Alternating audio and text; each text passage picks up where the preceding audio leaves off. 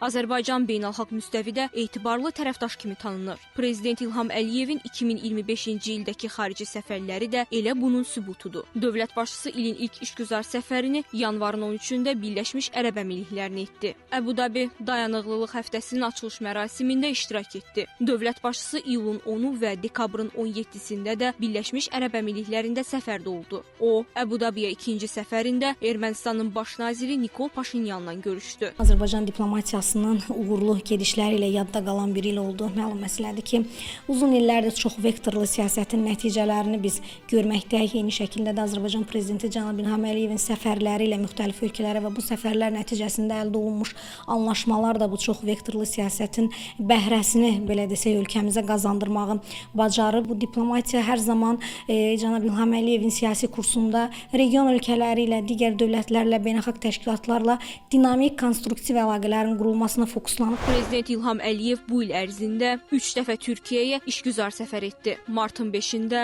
İğdır-Naxçıvan qaz kəmərinin video bağlantı formatında açılış mərasimi keçirildi. Bu layihə Naxçıvanın qaz təchizatını şaxələndirir. Dövlət başçısı aprelin 11-də Antalya Diplomatiya Forumunun açılış mərasimində iştirak etdi. Prezidentin Türkiyəyə növbəti səfərində isə Kahramanmaraşda Azərbaycan məhəlləsinin açılışı baş tutdu. Həmin məhəllədə zəlzələ nəticəsində evlərini itirənlər üçün 1200 mənzil inşa olunub.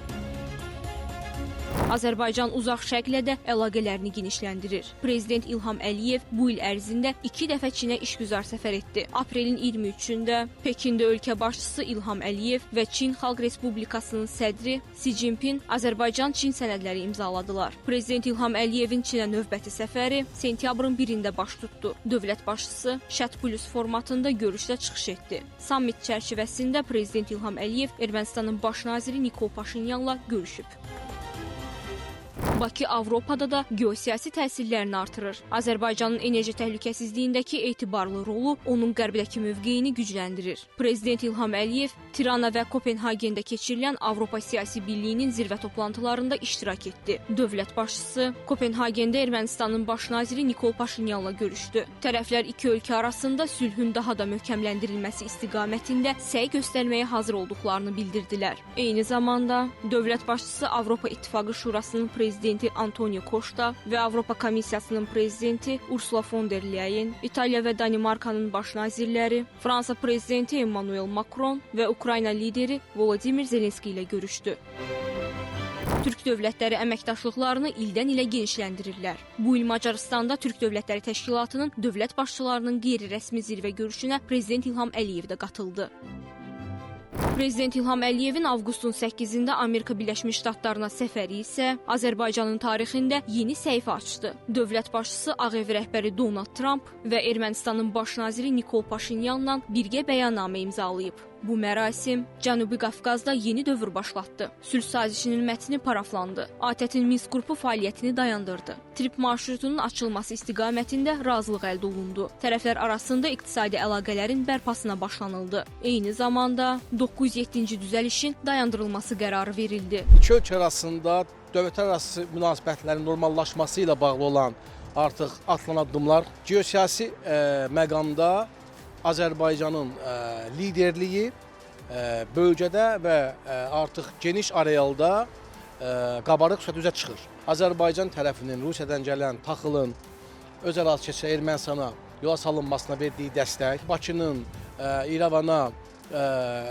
yanacaqla bağlı, benzinlə bağlı etdiyi jest, bütün bunlar təbii ki, gələcəkdə imzalanacaq sülh sənədlərinə və konkret olaraq bu məsələyə çox müsbət çalar verə bilər. Dövlət başçısının Amerika Birləşmiş Ştatlarına növbəti səfəri isə Birləşmiş Millətlər Təşkilatı Baş Assambleyasının 80-ci sessiyasının keçirilməsi çərçivəsində oldu. Prezident İlham Əliyev sessiyada çıxış etdi. O, çıxışı zamanı Qarabağ məsələsinin həlli, böyük qayıdış proqramı, Bakının COP29-a ev sahibliyi və 8 avqust razılaşmasına toxunub. Washington sammiti həmçinin Azərbaycan-ABŞ münasibətlərində yeni mərhələnin başlanmasına işarədir. Azərbaycanla Birləşmiş Ştatlar arasında strateji tərəfdaşlıq xartiyasının hazırlanması məqsədi ilə strateji işçi qrupunun yaradılması haqqında iki hökumət arasında anlaşma memorandumunu Prezident Donald Trump ilə birgə imzaladıq. Bu, siyasi, iqtisadi, enerji, regional bağlantılar, müdafiə, təhlükəsizlik və digər sahələrdə tərəfdaşlıq üçün yeni üfüqlər açır. Eyni zamanda Prezident Trumpın 1992-ci ildə azadlığa dəstək aktına 907-ci düzəliş şəklində Azərbaycana qarşı tətbiq olunmuş sanksiyaların icrasını dayandırması qərarı da tarixi addımdır. Prezident İlham Əliyev bu il 4 Mərkəzi Asiya ölkəsinə səfər etdi. Avqustun 22-sində Türkmənbaşıda Azərbaycan, Türkmənistan və Özbəkistan liderləri birgə bəyanat imzaladılar. Dövlət başçısı Tacikistan səfəri çərçivəsində Rusiyalı həmkarı Vladimir Putinlə görüşdü. Liderlər Azala məxsus sərnişin təyyarəsinin Rusiya səmasında vurulmasını müzakirə etdilər. Putin təyyarənin Rusiya hərbi hava qüvvələrinin açdığı atəş nəticəsində dəyən qəlpələrə görə qəzaya uğradığını dedi. Təyyarə qəzası ilə bağlı vəzifəli şəxslərin hərəkətlərinə hüquqi qiymət veriləcəyini və zərər çəkənlərə kompensasiya ödəniləcəyini bildirdi. Oktyabrın 21-də isə Prezident İlham Əliyev Astanada Azərbaycan-Qazaxstan Ali Dövlətlərarası Şuranın ikinci iclasında iştirak etdi. Bu, Bakı-Astana əlaqələrinin genişləndirilməsində mühüm addımlardandır. Eyni zamanda Orta Dəhlizin inkişafı birgə layihəsi təqdim olundu. Prezident İlham Əliyev Özbəkistana səfəri çərçivəsində isə noyabrın 16-sında Mərkəzi Asiya dövlət başçılarının 7-ci məşvərət görüşündə